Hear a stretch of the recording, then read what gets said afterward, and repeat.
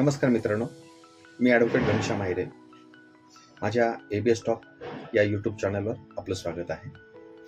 मित्रांनो, जेव्हा एखादा पाळीव प्राणी हा त्याच्या मालकाच्या निष्काळजीपणामुळे जर आपल्यावर इजा पोचवत असेल, आपल्यावर हल्ला करत असेल किंवा आपल्याला चावा घेत असेल, तर त्या पाळीव प्राण्याच्या मालकाशी कुठल्याही प्रकारचा वाद न घालता आपण सरळ पोलीस स्टेशनला जाऊन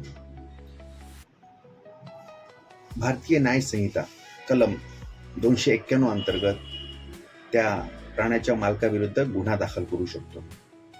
हा गुन्हा दखलपात्र गुन्हा म्हणून ओळखला जातो आणि या गुन्ह्याला जामीन मिळू शकतो.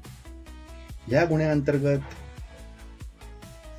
त्या पीडिताला न्याय देण्यासाठी जो ॲनिमलचा मालक आहे त्याला 6 महिन्याची शिक्षा किंवा 1,000 रुपये दंड किंवा दोन्हीही या प्रकारची शिक्षा ठोठावण्यात येऊ शकते.